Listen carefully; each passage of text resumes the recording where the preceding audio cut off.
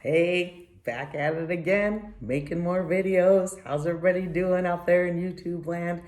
Okay, so what's up for today? We're gonna do a little bit of compare, contrast. I love that. I don't know if you were taught contrast, compare, contrast. I always say it that way. How do I recognize the animals that I found, the skulls that I found? What do I look for? How do I identify? How do you know what it is? I get that all the time. Well, how do you know? Well, after a while, when you have a large collection, you can look at things and you can easily, I would say, tell the difference. But if you're new at this, or if you're excited about learning how to go out and locate what's in your area, and you want to try doing some things I'm doing and collecting and compare contrast, or if you're in class or whatever it is, if you just happen to be fascinated, I'm glad you're here. But that's what we're going to do today. We're going to talk a little bit about identifying and using compare and contrast to do so. So anyways, if you're new to me, just really quick, my name is Stacy Osageda. I'm out in Gold Canyon, Arizona. We have 3+ acres out here that we live on. Plus I tend to do what you'd call a loop, whatever, about 3 miles all the way around me all the time. I try to see what nature's out there, trying to keep track of my ecosystem. I absolutely love it, and I want to share as much of the desert as I can with you guys as well. I hope that you fall in love with it just like I do. There's all kinds of animals, pieces, parts, things that I find when I go out hiking, but that's actually why I go out. I go out looking for bones to see what's there. Why do you do that, Stacy? Well, it's kind of how you can tell if an ecosystem is doing well or not. If all of a sudden I'm finding lots of dead animals, well, we're probably not doing that well, are we? But if once in a while you're finding bones of this and bones of that or whatever, that's probably because another animal has eaten it and the food chain is well intact. So that's usually what I find is somebody's eaten something. Parts of the coyotes are kind of almost infamous for taking most of a rabbit and leaving the head. So anyways, today I'm going to use, this is a full rabbit that I had found underneath a shed, believe it or not, just like this. So it was my first attempt at any form of articulation is what I call it. I don't know if some of the words that I'm using are the exact terms I'm supposed to. You guys, I'm just somebody who loves the desert and is trying to share it, trying to get you excited, and hopefully it helps some of your education as well. So no, am I the expert on all of it? No, and you're gonna notice that as I'm talking. So if y'all wanna fill in the gaps, put it in the comments. Yes, let's do that. Let's all continue educating. So anyways, very common out here, we have rabbit. If I'm looking for parts and pieces, more often than not, I'm going to find rabbit or quail, because those are the common animals that are out here in the desert that the larger animals are going to eat. Okay, so if I'm out like I was yesterday and I come across something that looks like this, now this is little. To me, it's little, right? How do I know it's little? That's one of the questions you get, Stacey. Well, how do you, size reference it's a great thing. Well, we're going to compare and contrast. We're going to compare it to my hand. It's small. I'm going to put it up close to you guys. What am I looking at? Look at all the different parts that I'm looking at. Teeth. I'll turn this around for you a little bit so you can see it. All right, so when I first saw it, I thought, well, it's probably a rabbit or it's pack rat. Now, why would I pick those two? Because those are the most common in this size. Again, how do I know? How do I know the sizes? Well, okay, so let's do the comparison. There are known animals out here. There are mule deer. I didn't know if I said that. Probably too fast. Mule deer, coyote. We have javelina, which is a collared peccary, javelina. We have roadrunner. We have hawks. We have the list goes on and on and on. We have, all different types of snakes. Trying to think of what else would be the more common things that and all the reptiles that we have out here as well. So I'm going to look at this and see if this falls in any of the categories that I would think of to begin with. So I have a deer. I have mule deer. I have a part of a jaw, if you will, right here. Now that is a great size comparison, compare, contrast. We're going to look at some of the teeth. How do I know that this is a deer? Well, I know that it's a deer. I have different skulls. No, I killed none of this stuff, you guys. Of course not. Find these things out in the desert. There's an immense amount of education. The things that you learn just off of something this small. So don't think that if you found just one thing, you're like, well, I can't learn. You can learn a lot from just something like this. How are the teeth? Was this animal healthy? You can tell a lot by the teeth if the animal's healthy, but also what you can tell is what they eat. Does this animal look like it can chew anything or bite into it? Does it have the teeth that the coyote have? Well, let's see. Does it have the teeth that the coyote have? I don't know. Let's find out. Does it?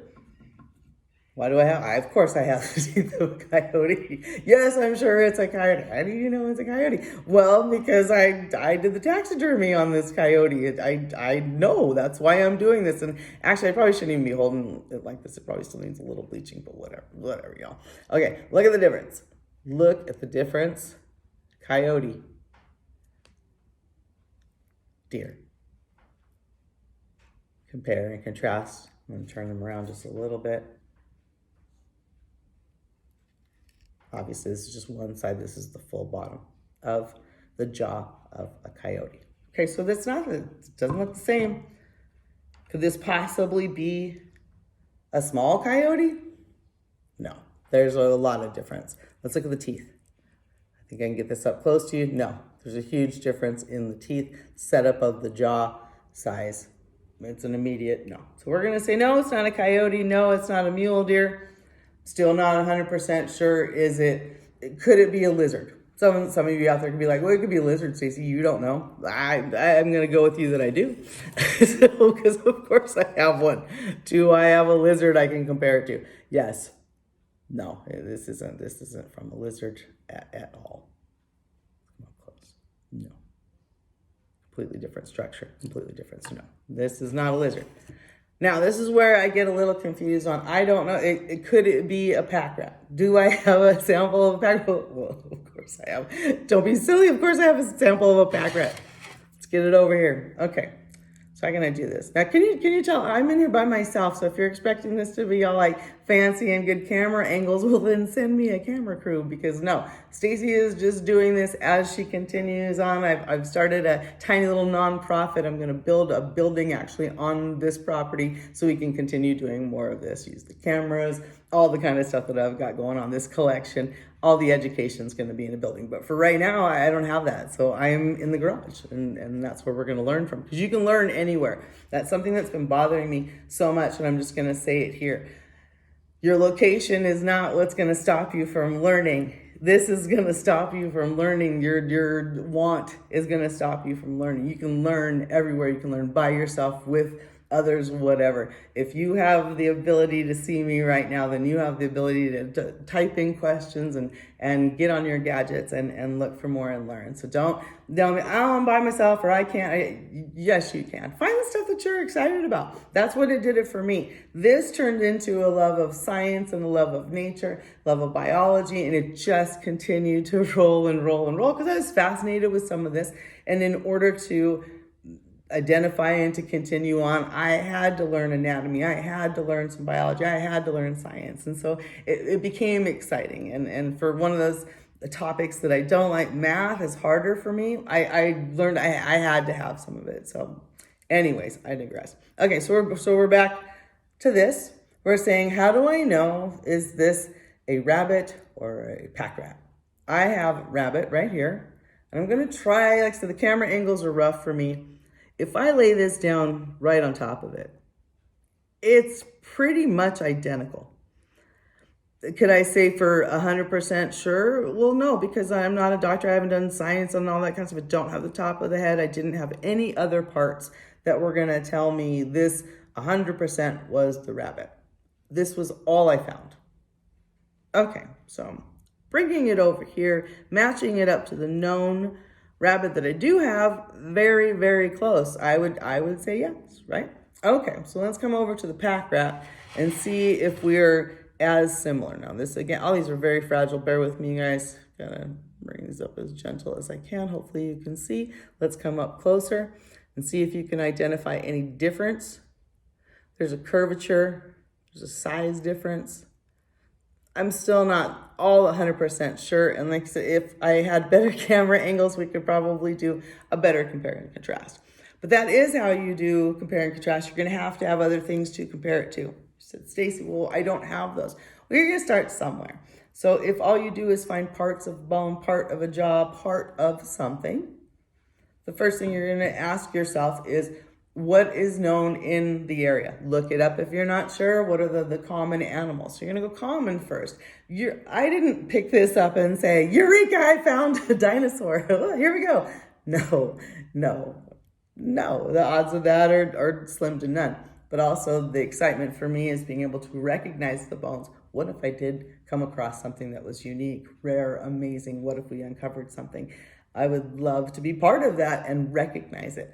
As you get deeper and dirtier, a lot of these, they're not white. That's why I wanted to show you guys bones that haven't been cleaned. I don't want to give the impression that you go out and find things that are in pristine shape. I hope you can see this. Well, this is dirty.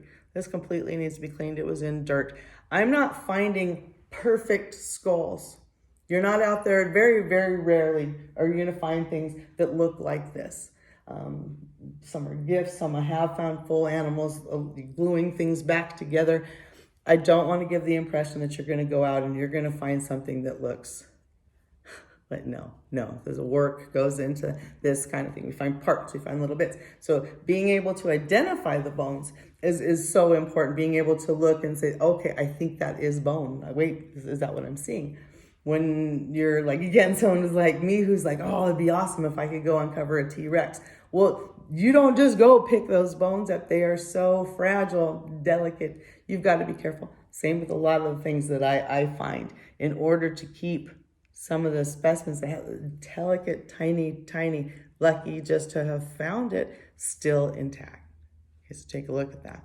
So you need to be careful. You need to be careful when you're walking around. You're not just tromping through. I could easily have squashed that with my boots if I'm not paying attention. Or someone else who's on the trails or wherever. A lot of times I'm in the washes. I'm where the animals are. I'm going on animal trails.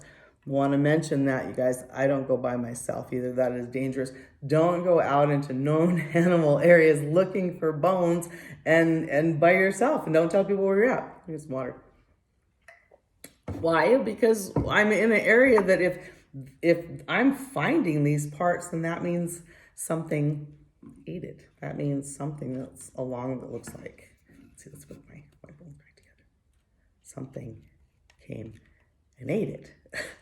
Okay, so usually these guys aren't by themselves. They tend to have a few of them around. Startled, they're not a lot of fun. Javelina. Same thing. Now, okay, great question. I did have a question in my own mind. How do I know that the skull that I had found was not from a small javelina? Right now we have the babies. Babies are being born. Could this have been a small javelina? Possibly. I'm going to jump out there and say no, due to the size of what I found that I believe is javelina, is a small javelina. Has come from the baby, which is still a very small animal. But in comparison, no, so much smaller. So I really do believe that we are looking at a rabbit this morning.